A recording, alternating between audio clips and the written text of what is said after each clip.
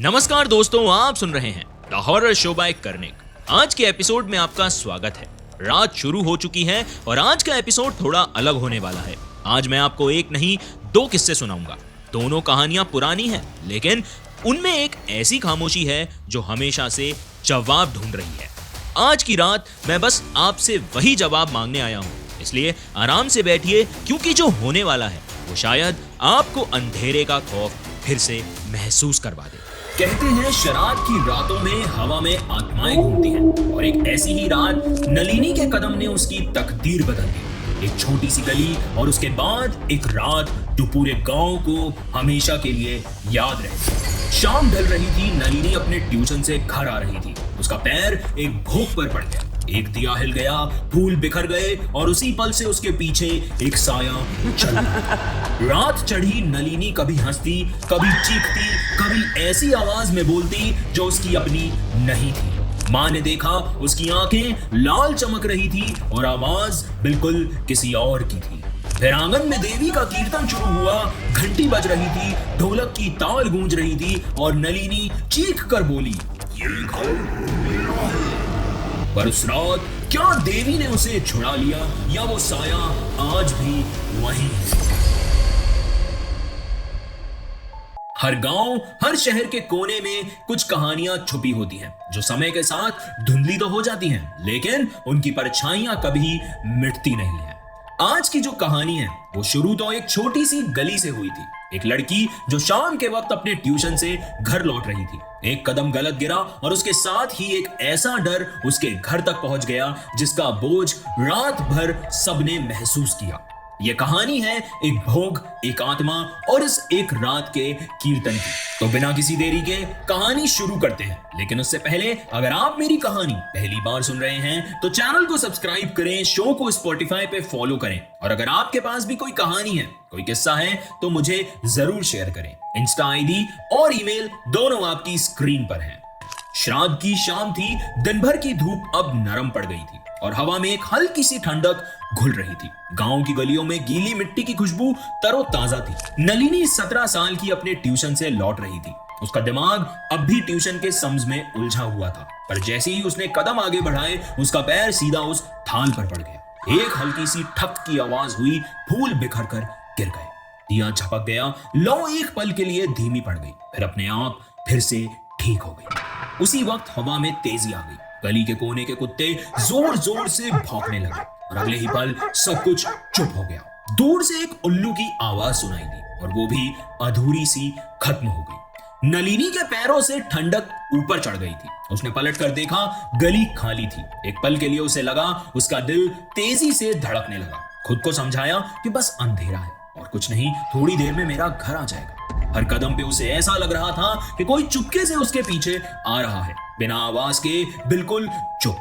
जब वो घर के आंगन में पहुंची तो उसने गहरी सांस ली। माँ बरामदे में बैठी थी, रसोई से चूल्हे की खुशबू आ रही थी। नलिनी ने कुछ नहीं कहा, बस चुपचाप अंदर चली गई। लेकिन जो उस गली में हुआ था वो अब उसके साथ उस घर तक आ चुका था।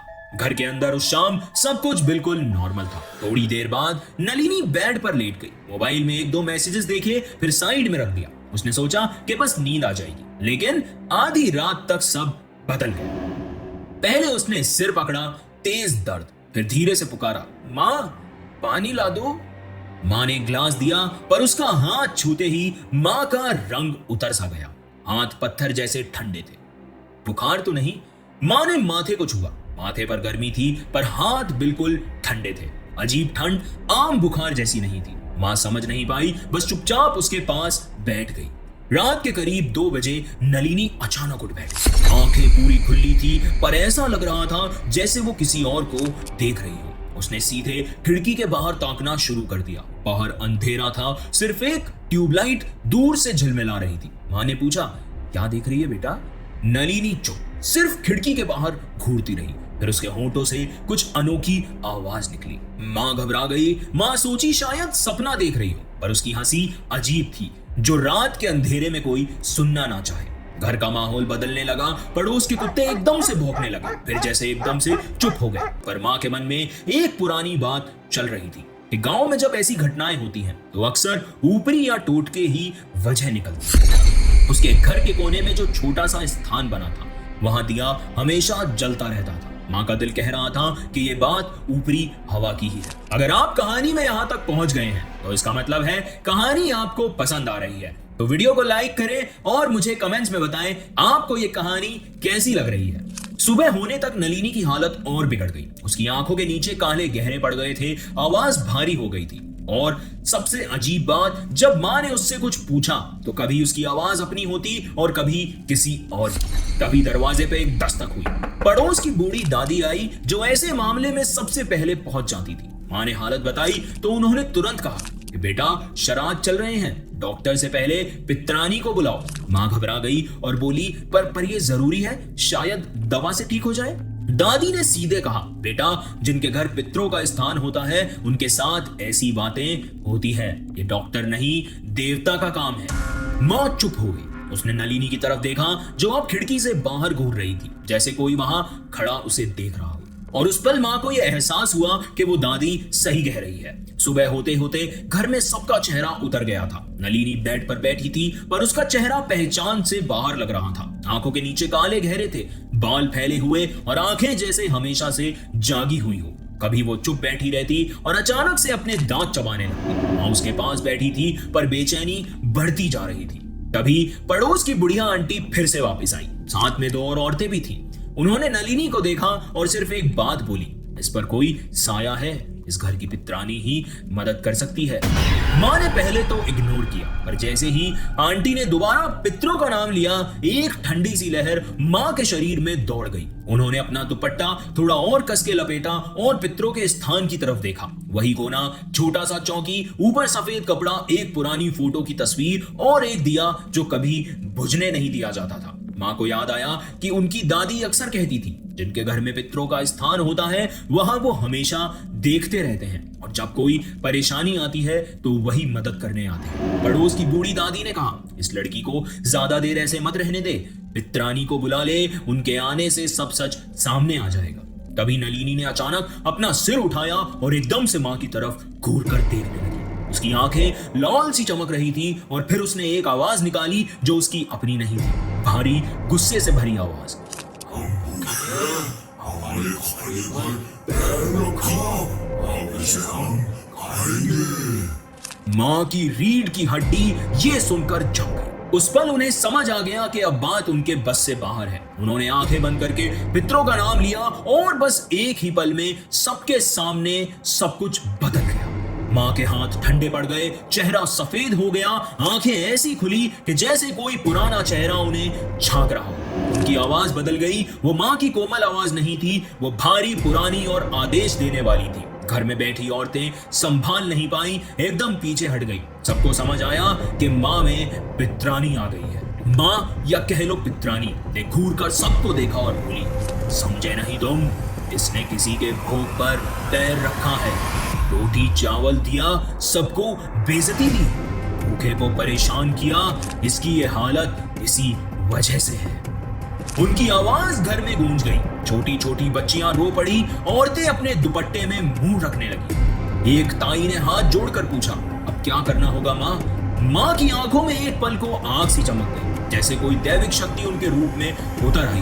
उनके होंठ अपने आप कांपने लगे, जैसे कोई और बोल रहा हो उनके अंदर से। रात के पहले पहर में देवी का कीर्तन करो, माँ को लाल चुनरी चढ़ाओ, दिया जलाओ, ढोल बजाओ। जब तक तुम लोग श्रद्धा से नाम नहीं लोगे ये साया जाने वाला नहीं। उनके बोलते ही हवा में एक भारी सा बोझ महसूस होने लगा, जैसे कमरा छोटा हो गया और सांस लेना मुश्किल। नलिनी तभी बेड पर जोर से हंसने लगी। वो हंसी जमीन के नीचे से निकली थी। उसने आवाज में कहा कि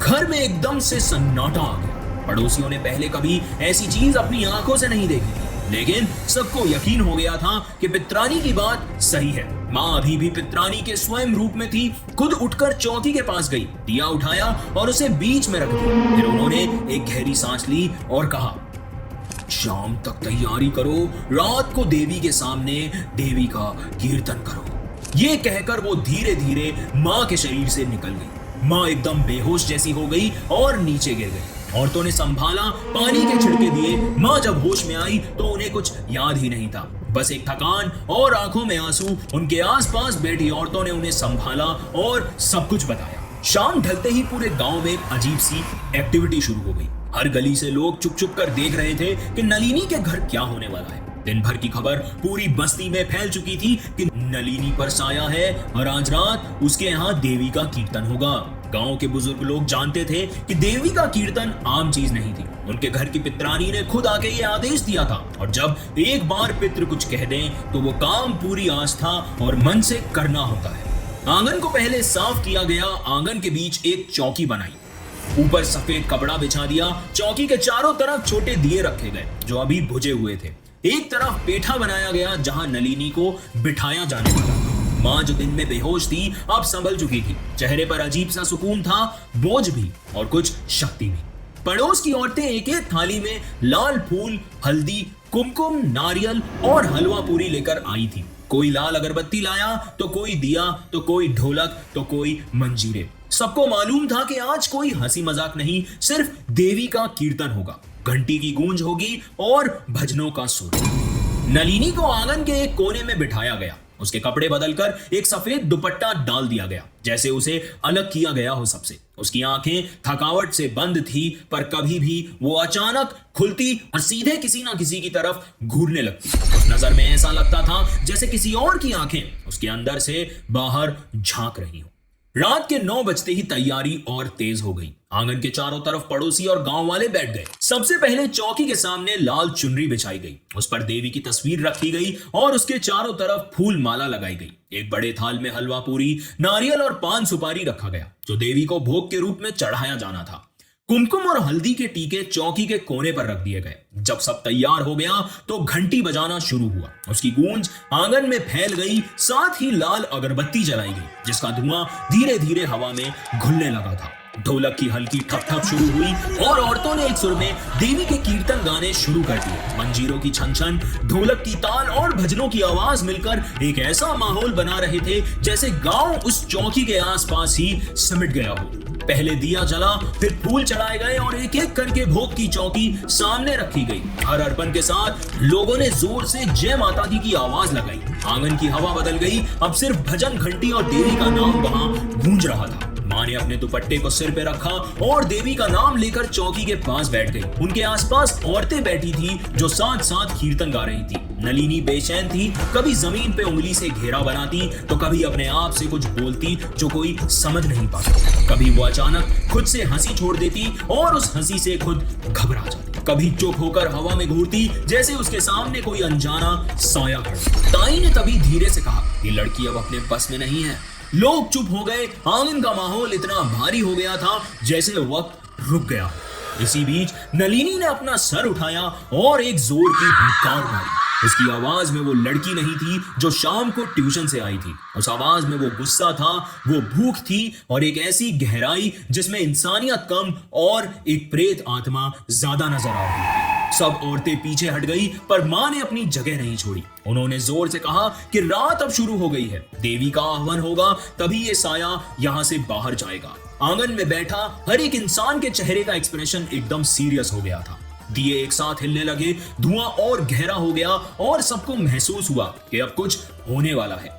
रात के 12 बज चुके थे। आंगन में सब तैयार थे। हवा बाहर ठंडी थी, लेकिन अंदर बैठे लोगों की पीठ से पसीने बह रहे थे। लाल अगरबत्ती और जलती हुई धूप का धुआं आंगन में पूरी तरह फैल चुका था। दिए एक एक करके जले हुए थे और उनकी लौ अब बिल्कुल सीधी खड़ी थी, जैसे हवा का उन पे कोई असर ही नहीं हो रहा था।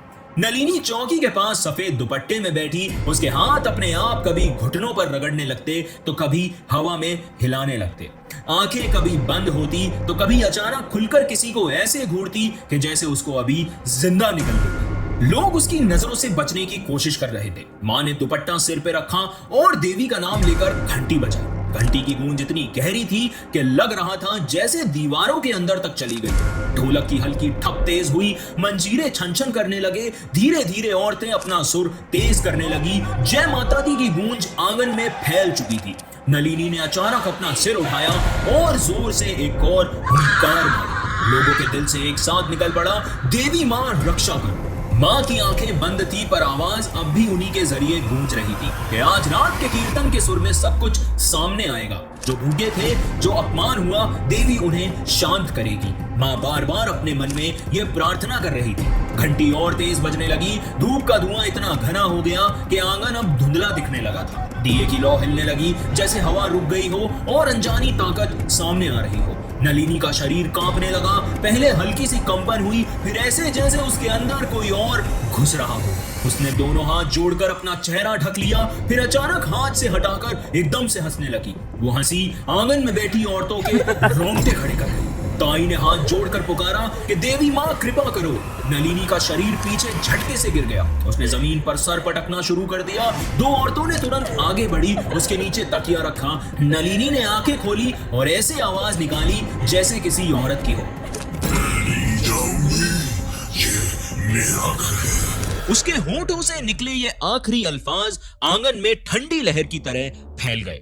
अगले ही पल उस घर की दीवारें जैसे उस बात का जवाब देने लगी। हवा रुक गई, अंधेरा छा गया और नलिनी की आंखों में एक ऐसी बेचैनी नजर आई जैसे कोई उसे देख रहा था।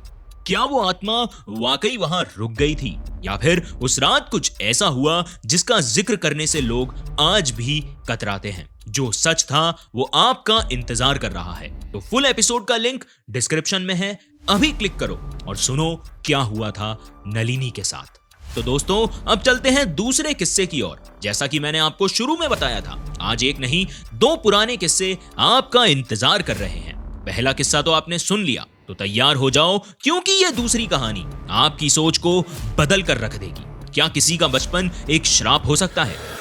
कभी कभी ना जिंदगी के कुछ हिस्से बस याद बन जाते हैं, लेकिन मेरे साथ जो हुआ वो याद नहीं, एक जख्म बन गया। आज भी जब रात के 2 बजे का घंटा बजता है, मेरी सांस अटक जाती है। हर दरवाजा, हर आवाज मुझे वापस खींच ले जाती है उस हवेली के अंधेरों में। वहां मैं सिर्फ रहने गया था, पर वापस लौटा तो एक सच लेकर, जो लोगों को या तो झूठ लगा या फिर पागलपन। लेकिन मैं झूठ नहीं बोलता, मैं हूं जीतू और ये मेरी कहानी है। एक ऐसी कहानी जहां किसी की मौत से ज्यादा किसी के जिंदा रूह ने मुझे बर्बाद कर दी। ये कहानी है जीतू, एक ऐसे लड़के की जो एक ब्राह्मण परिवार में पैदा हुआ, लेकिन जिसका बचपन धर्म, दोष और अंधविश्वास में ही खो गया, जिसे रक्षा के नाम पर तोड़ दिया गया और शांति के लिए आजादी छीन ली गई। पर यह कहानी सिर्फ एक परिवार के पुराने रिवाजों की नहीं है। ये कहानी है एक रूह की जो जिंदा रहकर भी मर चुकी थी। जब एक बच्चा सपनों की जगह सपने जैसे सपने देखने लगे और उस सपनों में उसका अपना ही चेहरा ना हो, तब उसने समझा कि कुछ तो है जो सिर्फ दुनिया के नियम से नहीं, किसी और दुनिया के नियम से चल रहा है। अब यहां से आगे की कहानी स्किप मत करना। मैं जीतू हूं और अगर तुम सोच रहे हो कि मेरी जिंदगी किसी नॉर्मल बचपन जैसी थी, तो तुम गलत हो। मैं एक ब्राह्मण परिवार में पैदा हुआ, जहां सुबह की पहली रोशनी से लेकर रात के आखिरी पल तक हर चीज ग्रहों, नक्षत्र और कुंडली के हिसाब से चलती थी। यहां तक कि किस दिन किस दिशा में सोने का टाइम है, किस दिन किस रंग के कपड़े पहने जा सकते हैं, सुबह उठते ही किसका चेहरा सबसे पहले देखना चाहिए, ये सब कुछ पूजा पाठ के कैलेंडर और शुभ मुहूर्त से डिसाइड होता था। घर का माहौल ऐसा था कि घंटी बजने की आवाज, अगरबत्ती की सुगंध और मंत्रों की गुनगुनाहट मेरे लिए उतनी ही आम थी जितनी किसी और बच्चे के लिए स्कूल की असेंबली की आवाज। मेरी माँ हर दूसरे दिन किसी न किसी दोष का जिक्र करती थी, कब राहु दोष, कभी पितृदोष, कभी काल सर्पयोग, और उनका मानना था कि मैं इन सब ग्रहों के प्रभाव का शिकार हूँ। एक ऐसा बच्चा जो पैदा होते ही अपने साथ ही बोझ ले आया है। जब मैं आज सोचता हूं, मैं सिर्फ रोता नहीं था, मैं तो हर दिन थोड़ा थोड़ा टूट रहा था। बचपन के वो दिन जब दूसरे बच्चे गली में क्रिकेट खेलते थे, पतंग उड़ाते या स्कूल के बाद आइसक्रीम खाने जाते, मैं उस वक्त किसी हवन के धुओं के बीच बैठा होता या किसी मंत्र की आवाज में घेरा होता। हर दिन मेरी आंखों से बचपन दूर जा रहा था और मैं समझ भी नहीं पा रहा था कि मैं किस चीज की रक्षा कर रहा हूं, जब मेरे अंदर से मैं खुद ही खाली होता जा रहा हूं। मैं 13 साल का था जब मुझे धुंधला धुंधला समझ आने लगा कि मेरे साथ जो हो रहा है वो बाकी बच्चों की जिंदगी जैसा नहीं है। रात के लगभग 10 बज रहे थे, पूरा मोहल्ला शांत था, सिर्फ कहीं कहीं कुत्ते भौंक रहे थे। माँ ने मुझे आंगन में ले जाके एक ठंडी कुर्सी पे बैठा दिया। माँ ने फिर एक छोटा सा नींबू लिया और उस पर लाल सिंदूर लगाया और मेरे सर से पैर तक घुमाने लगी।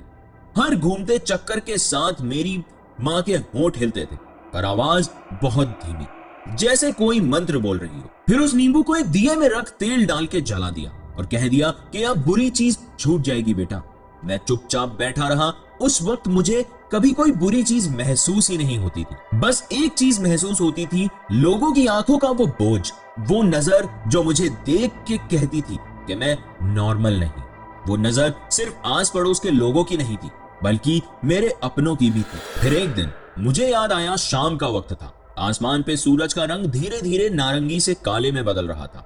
मैं हेमू के घर से वापस आ रहा था। हेमू मेरा बचपन का वो दोस्त था जिसके घर का माहौल मेरे लिए किसी दूसरी दुनिया जैसा था। वहां कोई दोष की बात नहीं होती थी, ना कोई पूजा का कैलेंडर का दबाव। उसकी माँ हल्का मजाक करते हुए रोटी सर्व करती थी और उसके पापा हर संडे उसे आइसक्रीम खिलाने ले जाते थे। एक छोटी सी चीज, लेकिन मेरे लिए किसी सपने से कम नहीं। हेमू के घर जाके मुझे लगता था कि जैसे सांस लेना आसान हो गया हो, जैसे मेरे कंधों से वो अनजाना बोझ कुछ देर के लिए उतर गया हो। वापस आते हुए गलियों का माहौल बदल चुका था। साइकिल रिक्शा वाले अपने दिन का काम खत्म कर रहे थे, कुछ बच्चे गली के कोने में गिल्ली डंडा खेल रहे थे और मैं अपने सोच में खोकर चल रहा था। तभी रास्ते में एक मोड़ पे एक आदमी खड़ा दिखा, लंबा कद, सफेद कपड़े पहने। उसकी प्रेजेंस ही अलग थी, न जाने क्यों। मैं उस पर तुरंत ध्यान दे बैठा। उसने सीधा मेरी तरफ देखा, हल्की सी मुस्कान के साथ कहा, बेटा ये एड्रेस किधर है? मैं रुक गया। उसने ध्यान से सुना, एक बार सिर हिलाया और बिना कुछ और बोले चला गया। बस एक छोटा सा पल था, लेकिन न जाने क्यों उसकी आंखों में कुछ ऐसा था जो मुझे हिला गया। ऐसा लग रहा था जैसे उसने मुझे देखा नहीं बल्कि पहचाना, जैसे मेरे अंदर किसी राज को वो जानता हो, और एक ऐसा राज जो मैंने कभी किसी को बताया नहीं। उस पल में कुछ भी अजीब नहीं था, फिर भी उसकी नजर मेरे दिमाग में अटक गई थी। और फिर उस रात के बाद सब कुछ बदलने लगा। उस रात मुझे नींद ही नहीं आई। मैं बेड पर करवट पे करवट बदलता रहा, लेकिन एक अजीब सा एहसास छाती पर बोझ बन के बैठा हुआ था। मुझे ऐसा लग रहा था जैसे कोई मेरे कमरे के कोने में चुपचाप खड़ा है, मुझे बस देख रहा है। पहले तो मैंने अपने आप को समझाया कि शायद ये मेरा वहम है या दिन भर की थकान का असर, लेकिन जैसे जैसे रात बढ़ रही थी वो एहसास ज्यादा गहरा होता जा रहा था। 2 दिन बाद सुबह का टाइम था। मैं अपना मुंह धोने के लिए बाथरूम में गया। मैंने जैसे ही चेहरे पे पानी छिड़का, मेरी नजर अपने शीशे पे पड़ी, लेकिन कुछ अलग था। कांच में मुझे एक चेहरा दिख रहा था, सफेद, बिल्कुल बिगड़ा हुआ, जैसे कि किसी ने सारी जान खींच ली हो। और सबसे अजीब बात, वो चेहरा मेरा नहीं था। मैं आपको बता भी नहीं सकता वो चेहरा कितना डरावना था। मैं सीधा पीछे हट गया, लेकिन आईने में वो चेहरा कुछ पल और बना रहा, फिर धीरे से धुंधला होके गायब हो गया। उस वक्त मैं कांप रहा था, दिल इतनी जोर से धड़क रहा था कि लग रहा था कि अभी फटके बाहर आ जाएगा। उस रात जब मैं फाइनली सोया तो सपने में वही नजर आ रहा था, और तब से यह सपना बार बार आने लगा। कभी सपने में एक औरत का चेहरा दिखता जो शुरू में मेरी मां लगती, लेकिन पल भर में बदल के एक अनजानी औरत बन जाती। उसकी आंखों में दर्द, लेकिन उस दर्द के नीचे एक गहरा गुस्सा। कभी लगता कि मैं किसी और जगह खड़ा हूं, मेरे आसपास लकड़ियां जल रही हैं, कुछ लोग मंदिरों वाले कपड़े पहने मंत्र पढ़ रहे हैं, और मैं बीच में जल रहा हूं। तब मुझे समझ आया कि यह कोई रैंडम भूत प्रेत का चक्कर नहीं था, यह कुछ अलग ही था, जैसे कोई पुराना हिसाब जो कभी पूरा नहीं हुआ। मैंने कई दिनों तक सोचा कि उस आदमी की वो नजर आखिर वो क्या थी, और उससे मिलने के बाद ही यह सब कुछ शुरू क्यों हुआ। लेकिन जब मैंने मां को बताया कि मुझे सपनों में अजीब चीजें दिख रही हैं, जैसे कोई मेरे कमरे में चुपचाप खड़ा हो, मुझे देख रहा हो, मेरे कान के पास कुछ बोल रहा हो, या फिर एक औरत का चेहरा अचानक मेरे सामने आ जाता है जो कभी मेरी मां लगती है और कभी एक बिल्कुल अजनबी, तो मां ने बिना पल भर सोचे बस इतना कहा कि बेटा तुझे कुछ नहीं हो सकता, तेरे लिए तो हमने आत्मा शुद्धि का हवन भी करवाया था। उनकी आवाज में इतना भरोसा था कि जैसे वो अपनी बात से मुझे यकीन दिलाना चाहती हो, लेकिन मेरे लिए वो भरोसा ऐसा था जैसे एक पुरानी मोमबत्ती की लौ जो पहले तेज जलती है, फिर धीरे धीरे हिलने लगती है और फिर एक दिन बुझ जाती है। मैंने मां की आंखों में वो रोशनी धीरे धीरे कम होती देख रहा था। जैसे उन्होंने फैसला कर लिया हो कि मैं कह रहा हूं वो सिर्फ एक बच्चे की बेकार सोच है। मां धड़कते हुए दिल के साथ आगे बढ़ी, उनकी आवाज हल्की सी कांप रही थी। वो बोली कि बेटा कहां था तू? उनके शब्द सीधा मेरे दिल तक आए, लेकिन मेरे कहने का मतलब शायद उनकी समझ के बाहर था। मां की आंखों में सिर्फ उलझन थी, जैसे उनके दिमाग ने मेरी बात को पकड़ना चाहा हो, लेकिन उनके दिल ने उन्हें रोक लिया हो। पिताजी बस चुपचाप मुझे देख रहे थे, जैसे मेरे अंदर उन्हें कुछ दिख रहा था जो उन्होंने पहले कभी देखा नहीं था। और मुझे एक अजीब सी शांति महसूस हो रही थी, जैसे एक लंबे इंतजार का अंत हो गया हो, जैसे मैं वापस आने की सिर्फ एक्टिंग नहीं कर रहा था, मैं वाकई में अपनी जगह पर लौट आया था। मेरे अंदर एक आवाज थी, पुरानी, गहरी, थोड़ी ठंडी सी, और जो कह रही थी कि अब तू अकेला नहीं। और इस बार मैंने उस आवाज को चुप कराने की कोशिश नहीं की, मैं उसे सुनता रहा, ध्यान से, बिना पलके झपकाए। उसी हफ्ते अमावस्या थी, वो रात जो बचपन से मेरे लिए सिर्फ एक चीज का मतलब रखती थी। घर में एक्स्ट्रा पूजा, ज्यादा दिया बत्ती, और माँ के चेहरे पे एक छुपी सी टेंशन। लेकिन इस बार हवा ही अलग थी। सुबह से माँ चुपचाप कर कुछ सामान इकट्ठा कर रही थी। उनके पैर हल्की सी घबराहट के साथ चल रहे थे, जैसे कोई तैयारी चल रही हो जो मैं समझ नहीं पा रहा था। शाम को उन्होंने बस एक लाइन कही, एक पूजा और करवानी पड़ेगी जीतू, इस बार सब कुछ सही हो जाएगा। जब सूरज डूब गया और गलियों में ठंडी भारी हवा चलने लगी, तो आंगन के बीच में हवन कुंड बनवाया गया। मैं एक्सपेक्ट कर रहा था कि हमेशा की तरह कोई पंडित आएगा, लेकिन दरवाजे पर जो इंसान खड़ा था, उसे देखकर मेरी सांसें धीमी हो गई। काले कपड़ों में सिर्फ एक मोटी रुद्राक्ष की माला गले में, और आंखों में एक ऐसी शांति जो ज्यादा देर तक देखने पर बेचैन कर दे। एक तांत्रिक था वो। उसकी नजर सीधे मेरी आंखों में घुस गई, जैसे वो कुछ ढूंढ रहा जो मुझे खुद भी नहीं पता। मुझे बोला गया कि मैं मौन व्रत रखूं, पूरे क्रिया के दौरान एक शब्द भी नहीं बोलना। मैं चुपचाप हवन कुंड के पास बैठ गया। सामग्री के बीच मेरी नजर एक लाल सिंदूर के गीले लेप पे जाके रुकी। उसकी खुशबू बहुत तेज थी। उसके आसपास कई चीजें रखी थी, और वहीं एक पुरानी फोटो थी, धुंधली, काली सफेद, जिसमें एक औरत का चेहरा था जो मैंने पहले कभी नहीं देखा। और सबसे पीछे एक छोटी सी कांच की बोतल, जिसमें मेरा खुद का खून था, मेरे हाथों की नसों से निकाला हुआ, अब सूखते हुए लाल रंग में बदल रहा था। उस पल मेरे अंदर एक अजीब सा एहसास हुआ, जैसे हवन की ये आग, ये मंत्र, ये सामान मेरे लिए नहीं था, ये किसी और के लिए था, कोई जो मेरे अंदर छुपा बैठा था, चुपचाप मेरी सांसों के साथ सांस ले रहा था। और उस रात मुझे पहली बार लगा, शायद मैं सिर्फ अपने लिए पूजा नहीं कर रहा था, मैं किसी और की क्रिया का हिस्सा बन गया था। तांत्रिक ने अपने सामने रखी सामग्री को एक बार हाथ से छुआ, जैसे हर चीज को अपने अंदर महसूस कर रहा हो, और फिर मंत्र पढ़ना शुरू किया। ये आवाज ना पंडित वाली होती है, ना मंदिर में सुनने वाली जाप जैसी, ये कुछ और ही था, कुछ इतना पुराना कि शायद किसी किताब में भी लिखा ना हो। उसकी हर धुन, हर उच्चारण एक अजीब गुनगुनाहट के साथ मेरे सीने तक उतर रहे थे।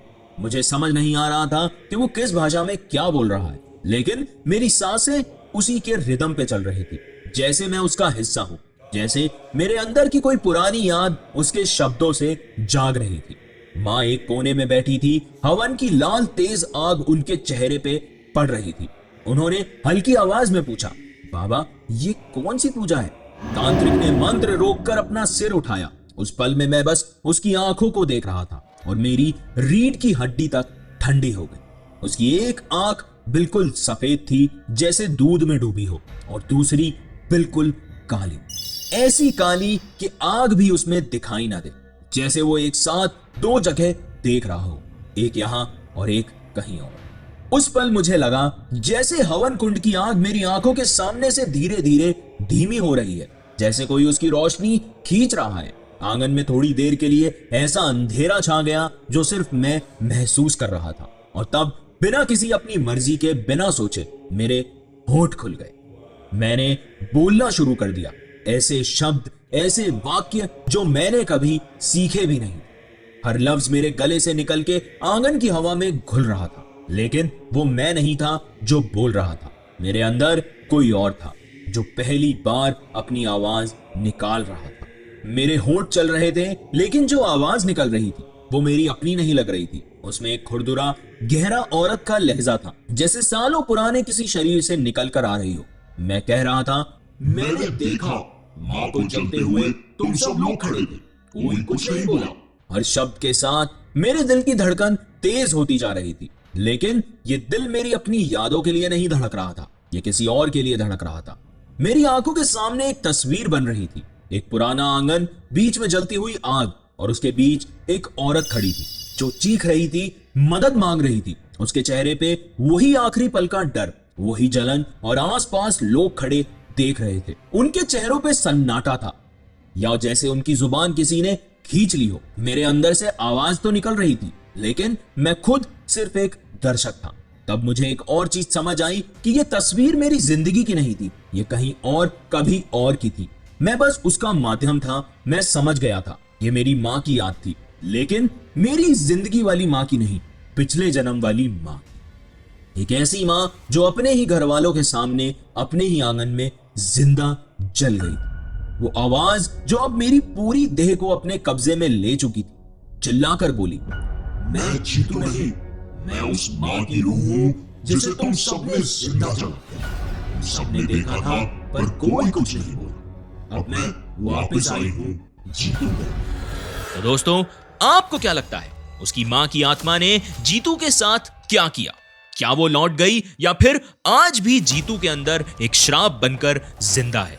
पूरे एपिसोड का लिंक डिस्क्रिप्शन में है। कहानी को पूरा सुनना और जानना कि क्या हुआ था एंड में जीतू के साथ। अगर आपके पास भी कोई कहानी है, कोई किस्सा है, तो आप मेरे साथ उसे जरूर शेयर करें। आप मुझे इंस्टाग्राम पे डीएम कर सकते हैं या फिर नीचे दिए गए ईमेल पर अपनी कहानी लिखकर मुझे भेज सकते हैं। अगर आप चैनल पर नए हैं तो चैनल को सब्सक्राइब, वीडियो को लाइक जरूर करना। और अगर आप ये कहानी स्पॉटिफाई पे सुन रहे हैं तो शो को फॉलो एंड रेट जरूर करें।